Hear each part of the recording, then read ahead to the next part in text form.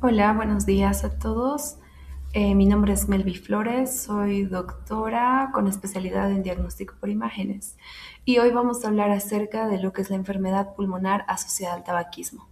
Estamos acostumbrados que cuando hablamos de una enfermedad por tabaco lo relacionamos directamente con el cáncer pulmonar, pero también es cierto que antes de que el paciente presente cáncer pulmonar, también estaríamos pensando en lo que es la enfermedad pulmonar asociada al tabaco, que son manifestaciones imagenológicas que podemos encontrar mucho antes que el paciente presente la enfermedad como el cáncer o en síntomas y en estadios más tempranos.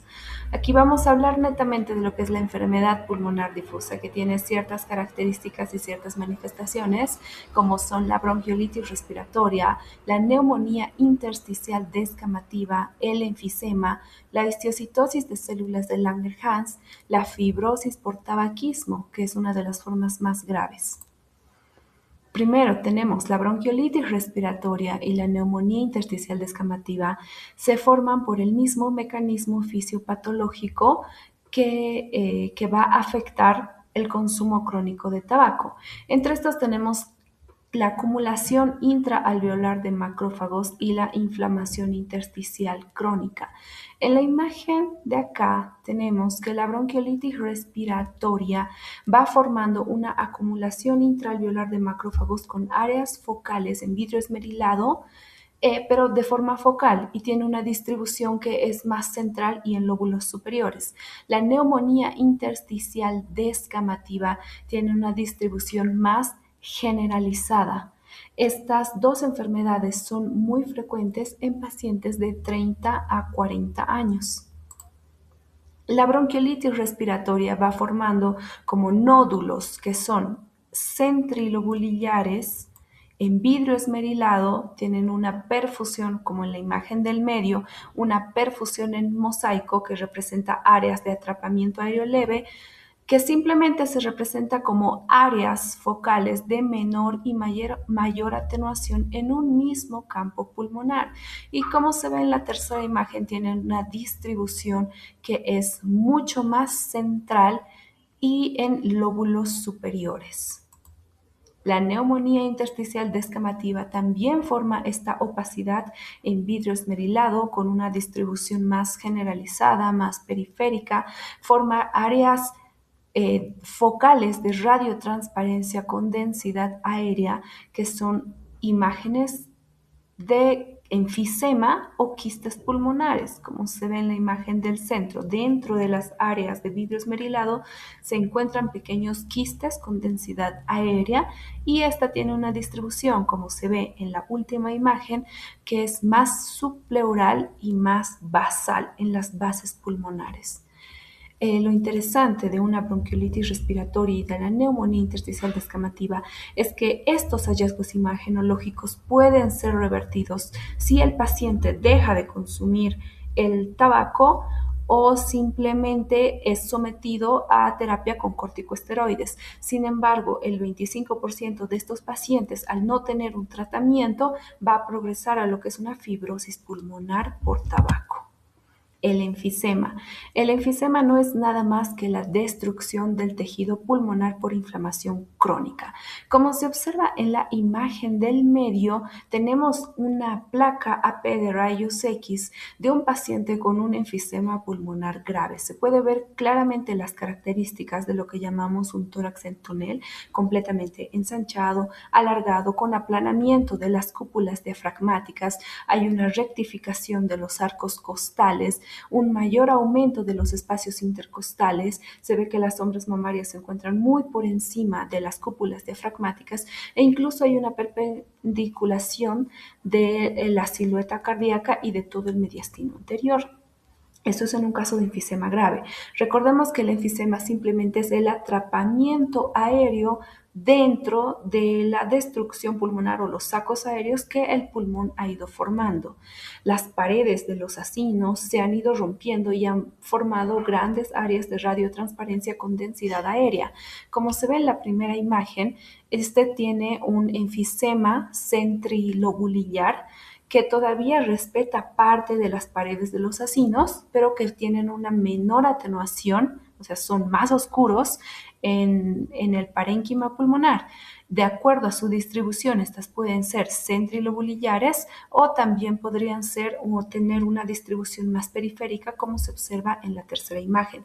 Tenemos tres tipos de enfisema que estoy segura que todos hemos escuchado y que va a clasificarse de acuerdo a la parte en la que empieza a afectarse.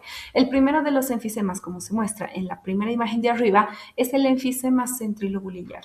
La destrucción del parénquima pulmonar aquí inicia en el centro de los acinos. Las paredes son casi imperceptibles, tiene una afección más perihiliar y centrilobulillar y afecta lóbulos superiores, porque esta es la más clásica del fumador crónico.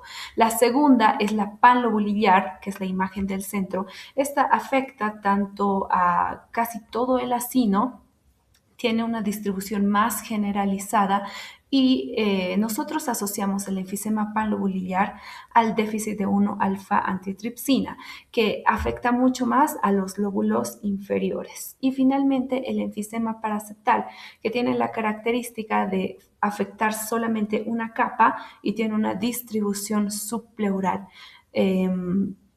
Todo esto es simplemente destrucción del parénquima pulmonar y la bronquiolitis respiratoria es la antesala para formar enfisema pulmonar, es como un factor de riesgo.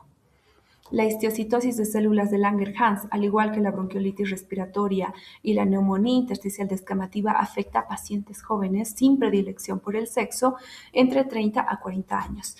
Tienen una característica de una disnea y tos no productiva. Esta es una enfermedad que va progresando. Empieza con unos nódulos, observemos la primera imagen, vemos unos nódulos con una densidad de partes blandas que tienen una distribución difusa, afectando mayormente los lóbulos superiores. Cada uno de estos nódulos que se está formando va a sufrir una destrucción central, formando una cavitación posterior. Como se ve en la imagen del centro, estas imágenes como quistes pleurales o quistes pulmonares grandes, antes eran un nódulo sólido que se ha cavitado y ahora nos está formando esto. Junto con la inflamación del tejido intersticial nos dan este tipo de imágenes quísticas de formas extrañas, pueden formar como tréboles, tienen paredes gruesas y generalmente afectan a los lóbulos superiores y tienden a respetar los senos costofrénicos. La histiocytosis de células de Langerhans es una enfermedad que puede afectar, si es la forma difusa, a muchas partes del cuerpo, pero en pacientes de 30 a 40 años se ha asociado mucho al consumo de tabaco crónico.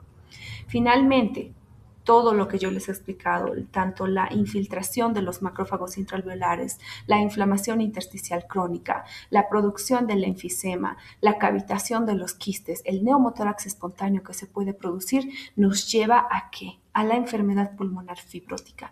Aquí el engrosamiento septal interlobulillar e intralobulillar, como se ve en la primera imagen, así de distribución periférica, y el engrosamiento es lo que ya nos da la antesala. Se une aquí el enfisema, hay destrucción pulmonar y nos va formando el patrón en panal de abejas.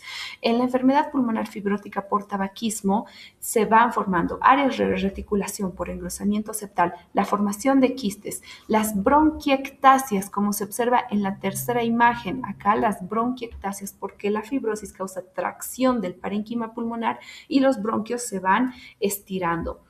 Y también se asocia con áreas de infiltrado en vidrio esmerilado. Eso caracteriza a la enfermedad pulmonar fibrótica por tabaquismo. Finalmente, un resumen de todo. Recordemos que simplemente el consumo crónico de tabaco produce la acumulación de macrófagos intraalveolares, una inflamación intersticial crónica que nos lleva a una bronquiolitis respiratoria, una neumonía intersticial descamativa con destrucción pulmonar que va a progresar a enfisema, cavitaciones o neumotórax que son característicos de la enfermedad de células de Langerhans y finalmente progresan a la fibrosis pulmonar por tabaco. Bueno, esas son las principales características. Espero les ayuden a reconocer un pulmón fumador por imagenología mucho antes de pensar en un cáncer pulmonar. Muchas gracias.